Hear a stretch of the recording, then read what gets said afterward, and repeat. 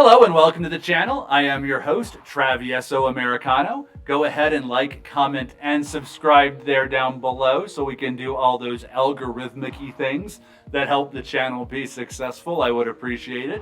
Today I have to ask a question that I can't believe I have to ask. I have to ask a question that I never thought I would ask. I've got to put a sentence in a form I never thought I would put it in. And that question is, that sentence is, are Aaron Rodgers and Bill Maher far-right extremists?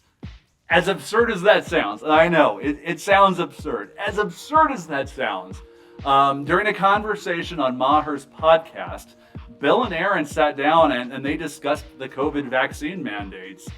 And I gotta say, in the current political climate where the Democratic Party and the liberal fake news media has been hijacked by the communists, not even the socialists anymore. They don't even care about the ballot, but by the communists.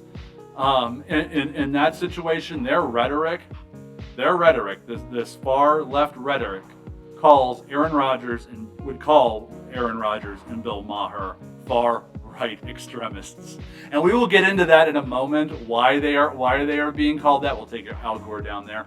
But we'll get into that in a moment. But first we'll take just a quick walk down memory lane and understand why it is so baffling that these two are the most reasonable people in the liberal news media. I mean, of course, they're still liberal. Of course, they're still crazy, but they're the most rational people that we have coming out of the fake news liberal media. It wasn't that long ago where Bill Maher was considered the wingnut of the Democratic Party. He had his HBO show. I don't know if that's still on. It may well be. I don't watch it. It may still be on. But he had his HBO show, and he would make a lot of Democratic politicians uncomfortable because he was so far left. He was so far left. He is the commentator that famously said that the 9/11 terrorists, that they were hijackers, that they were courageous. And he said that it wasn't years after 9/11; it was days or weeks when he brought that up. And he is now the most rational voice of the fake news media and of the liberal Democratic Party, Socialist, Communist Democratic Party. The one who used to be the wingnut, he's now the one making the most sense of all of them. They have gone that far left in just a few short years. Then we've got California crazy Aaron Rodgers. He is a whack job. Now, Aaron Rodgers isn't dumb. To be able to dissect a NFL playbook, it takes intelligence. He's got some intelligence to him. There's no doubt about that. But some of his beliefs on some things are a little out there. He gets a little wacky. I think a lot of people think he gets a little wacky at times. If you ever want to have some fun, go check out the video from this preseason where he's talking about his new zodiac tattoo and what it all means.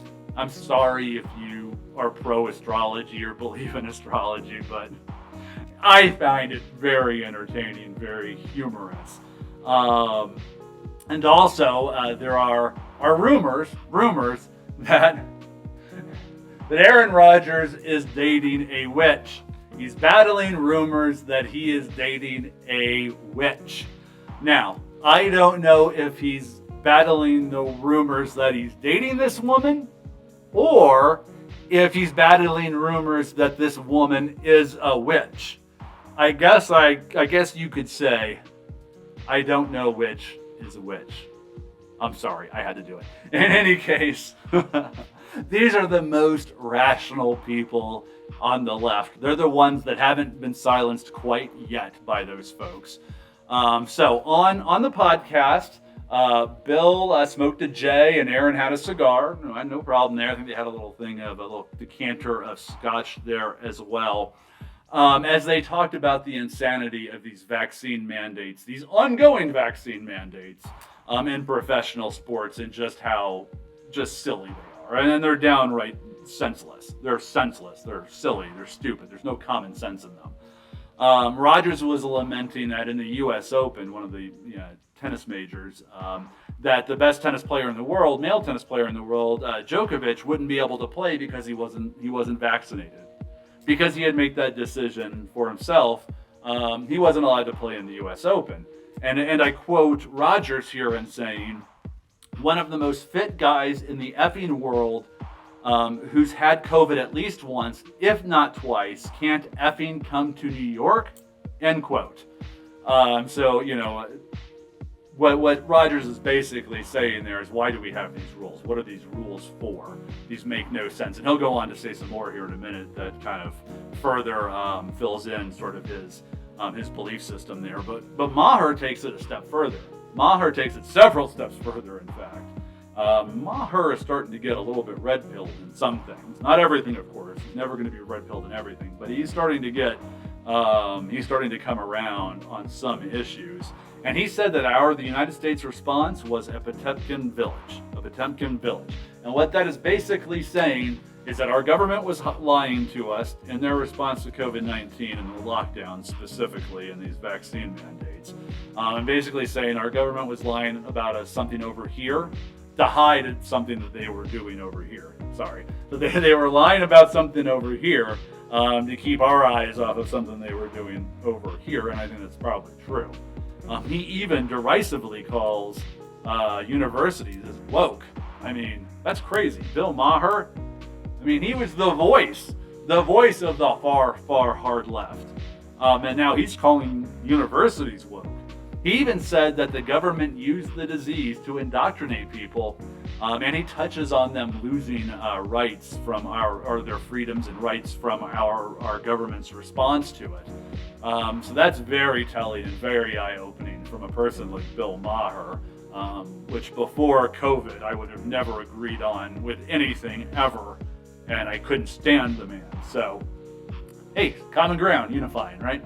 Rodgers, like I said, goes on to talk about how NBA point guard Kyrie Irving isn't allowed to play for his team because he's not vaccinated. However, he can sit courtside. At that same exact game that he's not allowed to play in.